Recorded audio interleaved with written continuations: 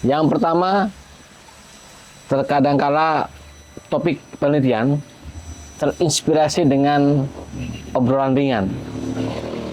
Misalnya, contoh sederhana ketika kita berbincang-bincang di warung kopi misalnya, banyak yang mengkritik kepemimpinan Presiden kita, Bapak Joko Widodo. Ini menarik sekali, bagaimana masyarakat awam mempersepsikan misalnya perilaku politik Presiden kita.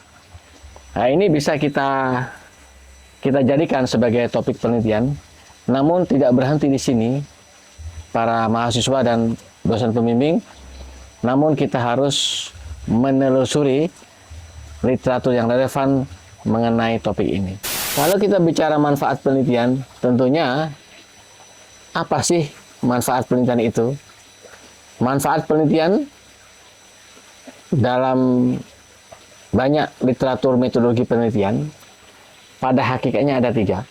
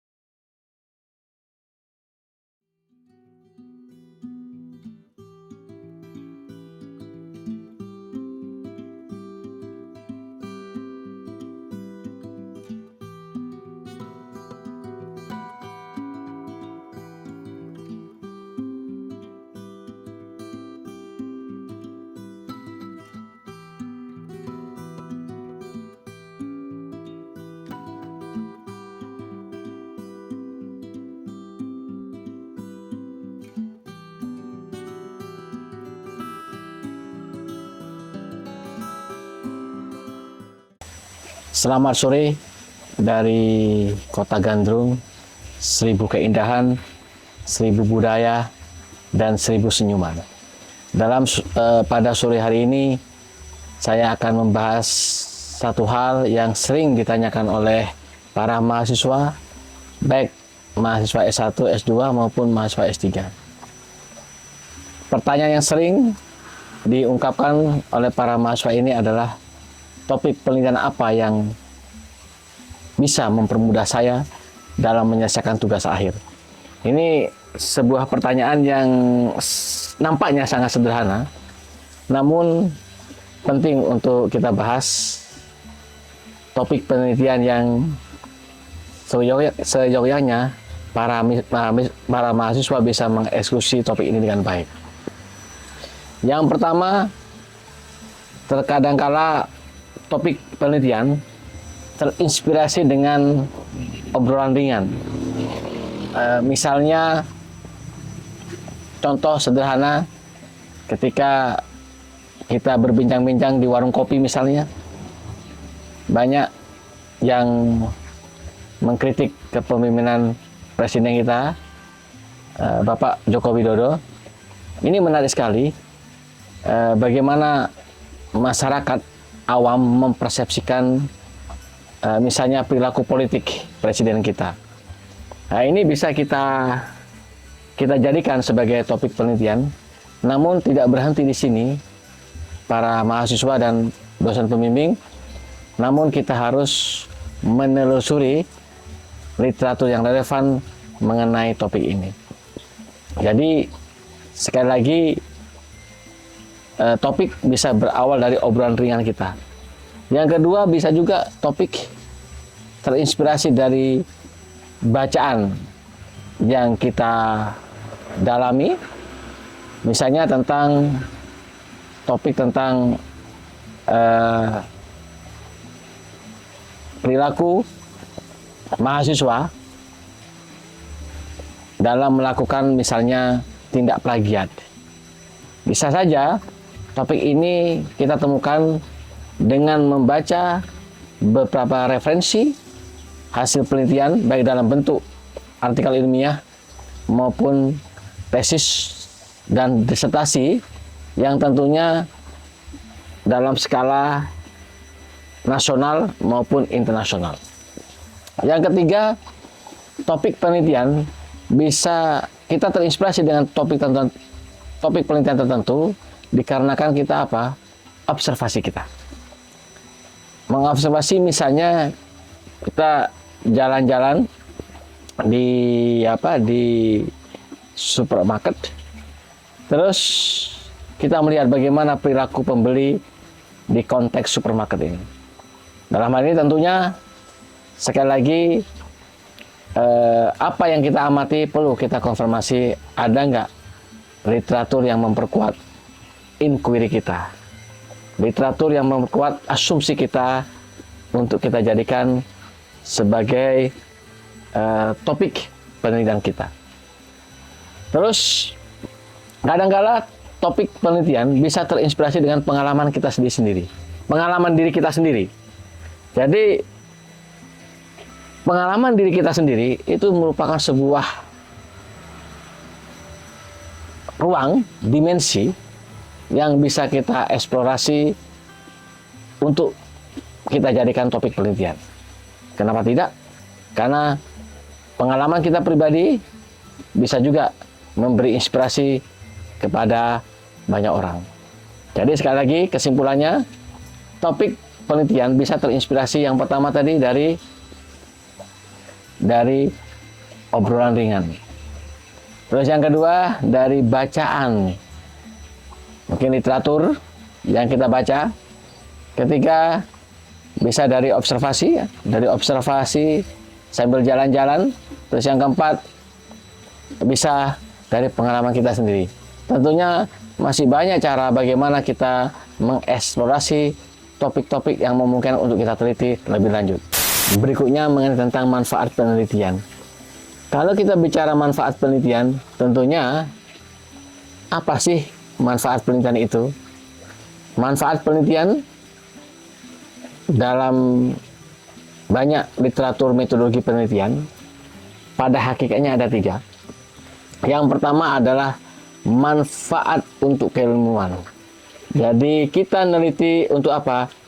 Dari ilmu pengetahuan untuk ilmu pengetahuan untuk ilmu pengetahuan. Jadi sifatnya adalah pengembangan ilmu pengetahuan itu sendiri. Terus yang kedua, manfaat penelitian yang kedua adalah tentunya adalah untuk apa? Untuk permasalahan praktis, permasalahan yang berkaitan dengan kebijakan yang kita alami dalam kehidupan sehari-hari. Contoh, misalnya kita ingin mau menyelesaikan isu masalah tentang kenakalan remaja di anak usia SMP, SMA, tentunya kita mau melakukan sebuah program intervensi sehingga para remaja ini bisa menggunakan atau memanfaatkan masa emas mereka dengan optimal tanpa semacam bisa membangun diri mereka sebagai individu yang kreatif, inovatif, dan demokratik dalam membangun identitas mereka sebagai pemuda yang hebat. Terus yang ketiga adalah manfaat penelitian adalah apa? Untuk sebuah inovasi, perubahan, reformasi. Jadi sekali lagi manfaat penelitian pada hakikatnya ada 3. Yang pertama untuk pengembangan pengetahuan itu sendiri. Yang kedua untuk permasalahan praktis dan kebijakan. Dan yang ketiga untuk sebuah perubahan, reformasi, dan inovasi.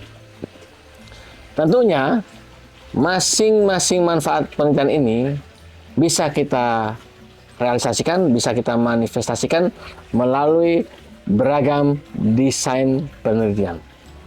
Misalnya kita mau mencoba mengembangkan ilmu pengetahuan tentang tindak plagiat. Memang tindak plagiat ini sangat sederhana, namun kalau kita kaji dengan misalnya pendekatan grounded theory, maka kita bisa mengkonstruk, merekonstruk, dan mendekonstruk tindak plagiat ini dari beragam perspektif dengan pendekatan grounded theory ini. Yang kedua, manfaat untuk permasalahan praktis dan kebijakan tadi, bisa kita menggunakan sebuah desain penelitian yang disebut dengan studi kasus, yang namanya studi kasus instrumentalis, di mana kita ingin mencoba melakukan sebuah intervensi untuk menyelesaikan masalah-masalah praktis atau kebijakan. Terus yang ketiga, kita bisa menggunakan desain penelitian, misalnya penelitian tindakan partisipatif, penelitian tindakan photo voice, untuk apa? Untuk melakukan sebuah reformasi, inovasi, inisiasi dalam konteks tertentu. Jadi setiap manfaat penelitian tentunya kita bisa menggunakan desain penelitian yang cocok untuk mencapai, untuk menawarkan apa kontribusi penelitian kita. Tentunya manfaat penelitian tidak lepas dari kontribusi atau kebaharuan penelitian kita. Saya akan berbicara bagaimana menyusun judul yang baik untuk sebuah proyek penelitian. Sebenarnya tidak ada judul yang baik, judul yang benar, namun judul pada prinsipnya adalah merepresentasikan atau mencerminkan proyek kita secara keseluruhan. Misalnya contoh, saya akan membuat sebuah judul tentang perilaku konsumen belanja online. Jadi terus itu topik yang saya angkat. Terus bagaimana kita mengkaji perilaku itu? Kalau kita menekankan di judul itu ada desain, misalnya survei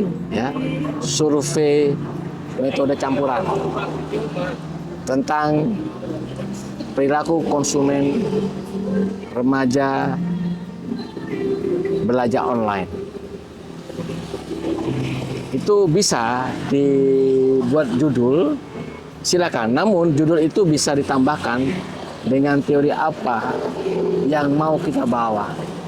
Misalnya kita tambahkan survei metode campuran atau survei mixed method tentang perilaku konsumen remaja ketika belanja online dari perspektif atau menurut teori perilaku terencana. Ada 3 hal yang kita simak dalam judul ini. Yang pertama, desain riset yang kita gunakan.